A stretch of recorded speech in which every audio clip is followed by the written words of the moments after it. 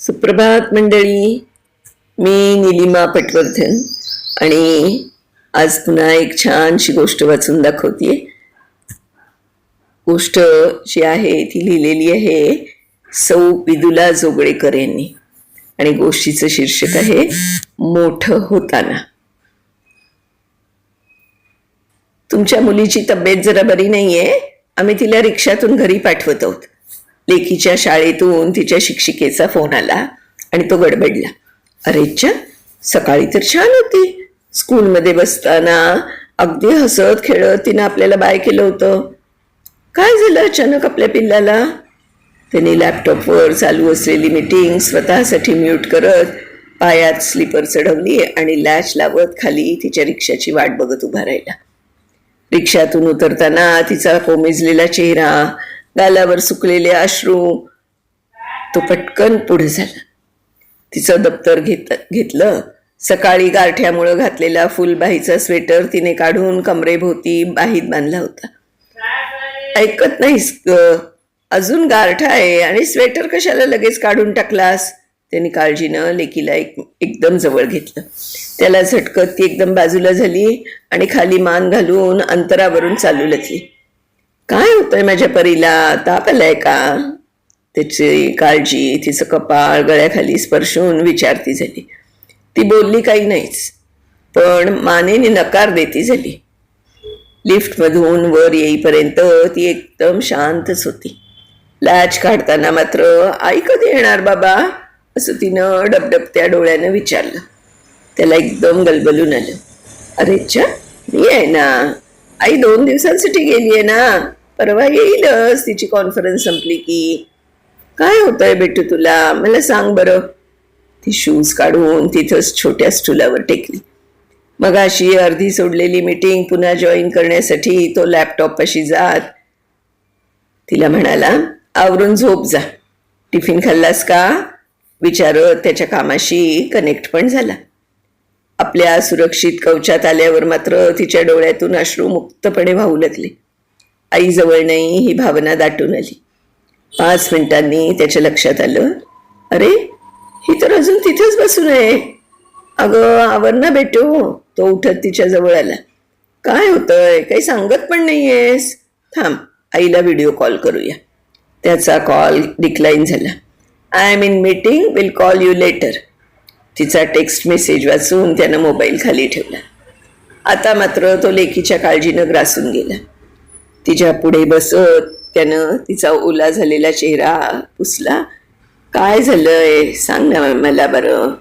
तो गुंडाळलेला स्वेटर काढून ठेव, बॅग जागेवर ठेव, चल उठ बघू. ती खाली मान घालून स्पुंदतच राहिली. बाबा, काय झालं बाळा? सांगितल्याशिवाय मला कसं बरं समजणार? बाबा, सगळे कपडे खराब झाले. शाळेत काम करणाऱ्या मावशी म्हणाल्या पोरगी मोठी झाली. त्यांनी मला सॅनिटरी पॅड देऊन रिक्षात बसवून दिलं. आता मी काय करू? क्षणभर तोही गोंधळला. अरे बापरे, नेमकी हिची कॉन्फरन्स आणि लेखीत झालेलं स्थित्यंतर एकाच वेळी. असो, गोष्टी कधी ठरवून थोड्याच होतात. तो लगेच सावरला. मी आहे ना बेटू, तू नको घाबरूस. मी गिझर ऑन करतो, मस्तपैकी स्वच्छ आंघोळ करून घे. आईच्या कपाटात तुला सॅनिटरी नॅपकिन्स पण आणखीन मिळतील. त्यावरच्या इन्स्ट्रक्शन वाचून ते कसं वापरायचं ते तुला कळेल. कपडे सगळे साबणाच्या पाण्यात भिजवून ठेव, नंतर मशीनला लावता येतील. मी छानपैकी अन्न गरम करतो. तुझी आंघोळ झाली की दोघंही जेवूया. मग तू झोपून जा. काही झालेलं नाही बाळा.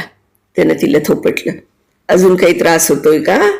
आई करेलच हं मीटिंग नंतर फोन आपल्याला. तोवर आपलंही सगळं आवरून होईल. तिनं मान डोलवली. बाबाला सांगितल्यावर तिला एकदम हलकं वाटलं. आता पुढचं तर घेईल बघून. ती आश्वस्त होऊन ती आरामात झाली. अन्न गरम करताना त्याचं लक्ष एकदम समोरच्या ड्राय बाल्कनीत गेलं. कुंडीतली लिलीची कळी उमलत होती.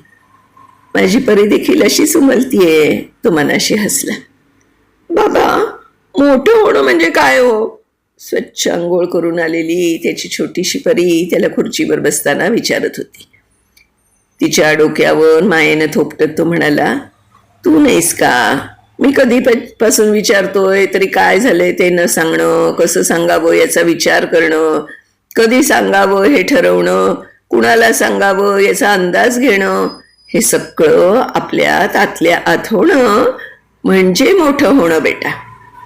हे मोठेपण असंच हळूहळू पक्व होत जातं आणि रसपूर्ण आयुष्याचं पान उघडतं. तुझ्या या उमलत्या वयाला माझ्या छानशा शुभेच्छा भेटू. बहरती राहा सदैव. त्याच्यातला बाप माणूस अगदी आतून बोलता झाला. इतक्यात आईचा फोन वाजला. लेकीचं उमलणं त्याच्या डोळ्यात तिला दिसलं. स्वतःचं तिथं नसणं देखील तिला निश्चिंत करून गेलं. किती छान लिहिलंय विदुलाताई. साधी सहज गोष्ट पण किती सुंदर तऱ्हेने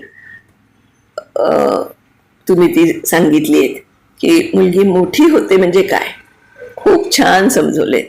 खूप सुंदर पोस्ट आहे. धन्यवाद विदुलाताई. माझी खात्री आहे की माझ्या श्रोतृवृंदाला पण ही तुमची गोष्ट नक्की आवडेल.